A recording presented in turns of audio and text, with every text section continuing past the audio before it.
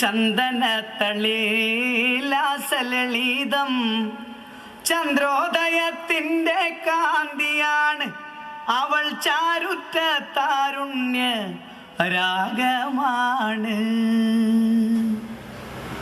ചെമ്പകപ്പൂമേനിയാണ് ചന്ദനത്തളിലാസലളിതം ചന്ദ്രോദയത്തിൻ്റെ കാന്തിയാണ് അവൾ ചാരുറ്റ താരുണ്യ രാഗമാണ്.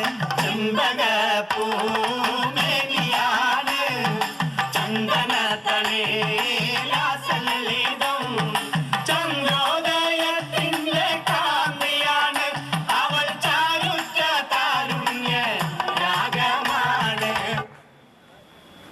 അതാരാ ആരാ ആരാ ആരാ ആരാ ആരാ ആരാ നിൽക്കുന്നത്? ഇങ്ങടുത്തേക്ക് വന്നേ. സുന്ദരി ആയിരിക്കുന്നല്ലോ. സുന്ദരി അല്ലെങ്കിൽ വരണ്ടേ ആശാനെ? മിണ്ടാതിരിക്കുക. ആ എന്താ പേര്? ഗീതമോൾ. നല്ല പേര്. വയസ്സെത്രയാ?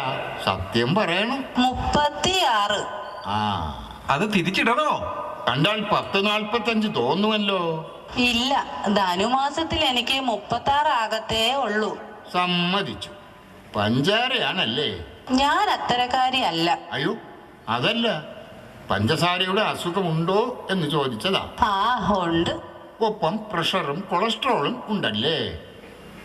ഇപ്പോഴും സുന്ദരിയാണെങ്കിലും കുറച്ചുനാൾ മുൻപ് ഒരു താരമായിരുന്നല്ലോ. ചെമ്പകപ്പൂമേനിയാണ് ചന്ദനത്തളിലാസലളിതം ചന്ദ്രോദയത്തിൻ്റെ കാന്തിയാണ് അവൾ ചാരുറ്റ താരുണ്യ രാഗമാണ്. ചെമ്പകപ്പൂമേനിയാണ് അയ്യോ ചന്ദനത്തളിലാസലളിതം ചന്ദ്രോദയത്തിൻ്റെ കാന്തിയാണ് അവൾ ചാരുറ്റ താരുണ്യ രാഗമാണ്. അന്നൊരു നാള് പാത്തുമോള് ഉമ്മയരികിൽ നിന്നു കൊഞ്ചി ഉമ്മായി നിൽക്കുന്നൊരാശയാണ് പൂപ്പുന്നാര പൂമാര കാഴ്ച കാണാൻ.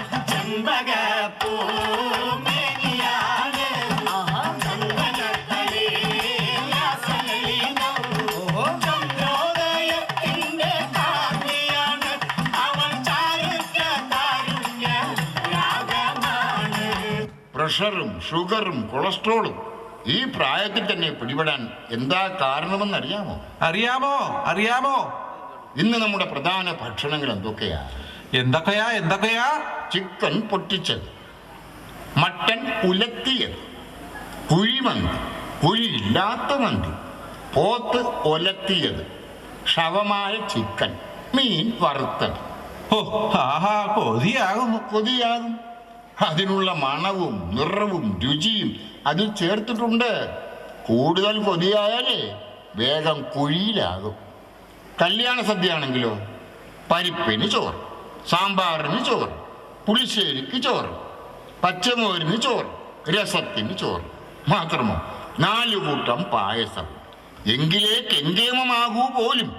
ഇതെല്ലാം അകത്താക്കി പുറത്തിറങ്ങി വരുമ്പോഴോ ഒരു ഐസ്ക്രീം, അതുകൂടി ഞുണഞ്ഞാൽ ബഹുകേമം. വിശന്നിരിക്കുക. ഒത്തിരി പറഞ്ഞു കൊതിപ്പിക്കല്ലേ.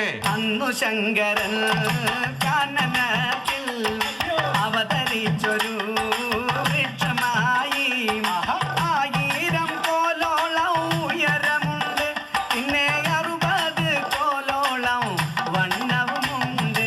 ചെമ്പകപ്പൂമേനിയാണ് ചന്ദനത്തളിലാസലളിതം ചന്ദ്രോദയത്തിൻ്റെ കാന്തിയാണ് അവൾ ചാരുറ്റ താരുണ്യ രാഗമാണ്. കല്യാണത്തിന് ചെല്ലുമ്പോൾ ഓഡിറ്റോറിയത്തിന് പുറത്ത് തട്ടുകടകളല്ലേ? ചായത്തട്ടുകട, പഴംപൊരി, ഉഴുന്നുവട, പരിപ്പുവട, ദോരമുള്ള വട, ദോരമില്ലാത്ത വട എന്നിവയ്ക്കുള്ള മറ്റൊരു തട്ടുകട. തണുത്ത പാനീയങ്ങൾക്ക് വേറെ തട്ടുകട. എണ്ണയിൽ മുങ്ങിയിരിക്കുന്ന ഇവയൊക്കെ കഴിച്ചിട്ടാ അകത്ത് കയറുന്നത്. അപ്പോ കല്യാണത്തിന് പോയിട്ട് ഒന്നും കഴിക്കാതെ വിശന്ന് കോട്ടുവായിട്ട് തിരിച്ചു വരണമെന്നാണോ ആശാനെ?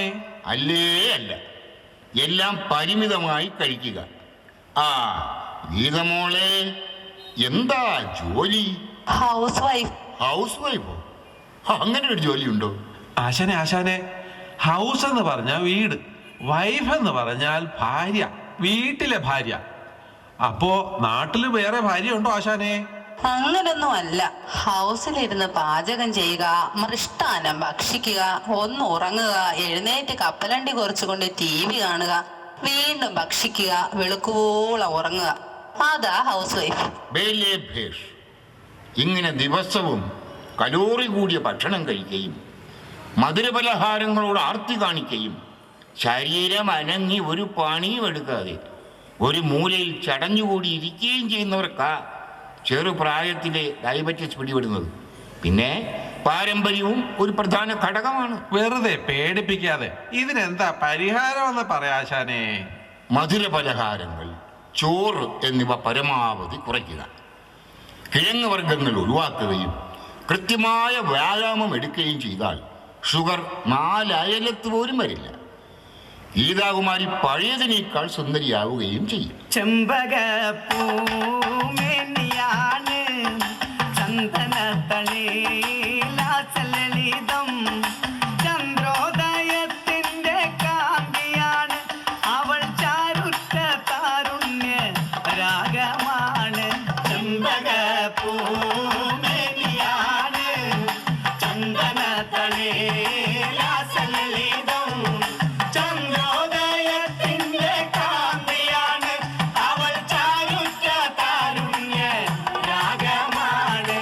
മസാല ദോശ വാങ്ങുമ്പോൾ ഉഴുന്നുവട കൂടി കൊണ്ടുവരുന്നത് പോലെയാ ഡയബറ്റീസ് ഉള്ളവർക്ക് കിട്ടുന്ന ബ്ലഡ് പ്രഷർ.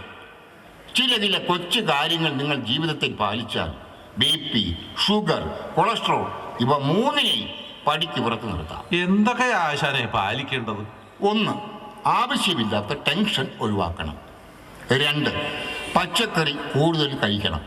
അത് നാട്ടിലേതാണെങ്കിൽ ബഹു ഉത്തമം. 3.